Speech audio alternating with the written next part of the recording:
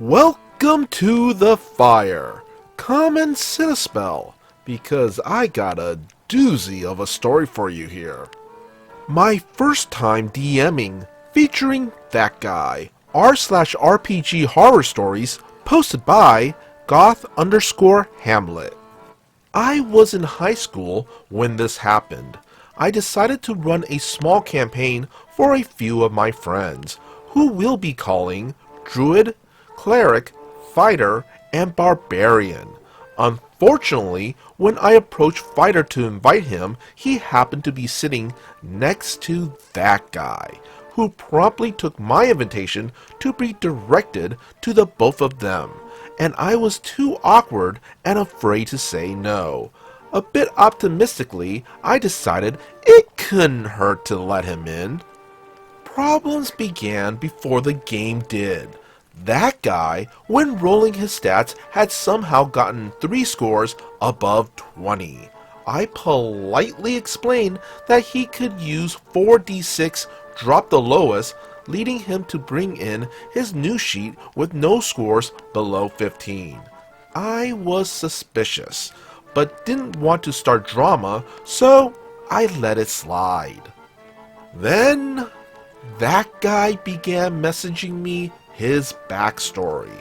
His level 3 paladin, because it's always a paladin, had the typical edgy, grim, dark backstory involving his family all being slaughtered by drow, him becoming a solitary monster hunter and single-handedly killing ancient dragons, beholders, liches, and him vowing to journey into the Underdark to kill Loth. A bit basic and OP, but I assumed he was just a new player.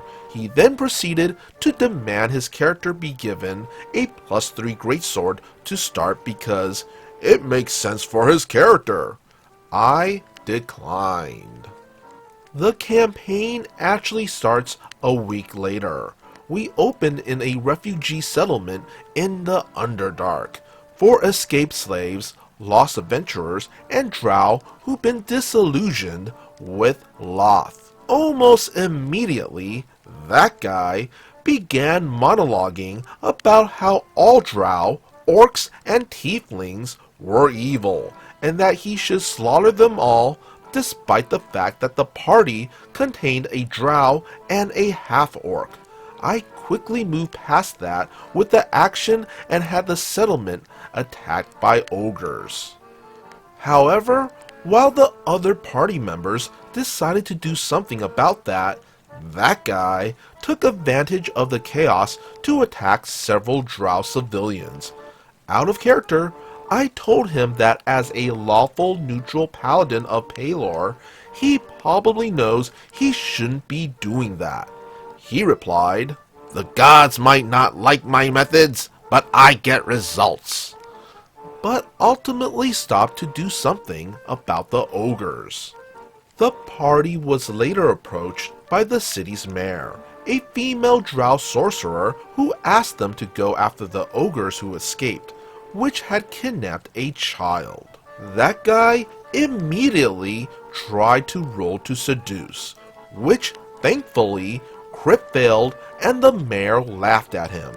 He immediately got aggressive and tried to attack her too, which the party was barely able to stop him from doing. At this point, I decided to talk to him aside from the group, letting him know that he couldn't keep attacking every drow he sees, as this is an Underdark campaign and that's a majority of the population. He protested about how I was policing his backstory, but seemed to agree. After that first session, he stopped bringing his own physical dice and refused to borrow any, instead using the dice roller app on his phone. Suspiciously, it never seemed to roll below a 15 before modifiers. As the party ventured into the cave systems and away from settlements, that guy's genocidal tendencies calmed down slightly. There were some issues. his rather crude attempts to seduce a spectator until he realized it was male, his habit of threatening travelers they meet, metagaming, lying about how his abilities worked, etc. He didn't tend to respond to anything I told him. I began to get the feeling that he didn't respect me because of sexism. Here, and I know this was shitty on my part, I decided that if he wouldn't listen to me in real life, I could make him listen to me in game. After all the civilian murder and general awfulness, I had his oath broken and made a point of having enemies attack him more, as 9 out of 10 times he was the only one they had a problem with. As the campaign continued, I began getting complaints from the other players about his behavior. He demanded constant healing, acted unnecessarily hostile to NPCs, and refused to share any loot. Out of the game, however, he was worse, sexually harassing barbarians and clerics players, spewing violently racist and homophobic rhetoric behind my back. I'm mixed race and a lesbian, and criticizing me for the limits I had placed on him. I had hesitated to kick him before now, as he was a somewhat unstable and occasional violent individual, but now that he was making my other players uncomfortable, I couldn't put up with this anymore. Fortunately, I was spared having to actually kick that guy, as he announced a sudden change in availability and dropped the game. We explained away his absence as the paladin being captured by scouts from a major drow city, hunting the murder hobo who had been trying to commit genocide, as a nice FU to that guy. We replaced him with 2 other players without nearly as many problems and continued. However, good things could not last. That guy suddenly showed back up and declared he was rejoining. Not wanting to cause a scene or risk him physically attacking me in case I told him to get out, I let him back in. For his last session, I made sure to have a physically imposing male friend standing next to me, as he had made it abundantly clear he didn't respect women, POC, or queer people, and I wanted to stay safe. We began with his character having awoken in the drow fighting pits. I had given him a simple test. Don't be a dick to the guard or your fellow prisoner, and you can probably get out of this. He promptly assaulted and robbed both of them. Here, he decided to go on another of his patented drow civilian murder sprees, only to discover that this time, people were prepared. He ended up being killed by the first guard he left for dead. Now came the part I bought backup for.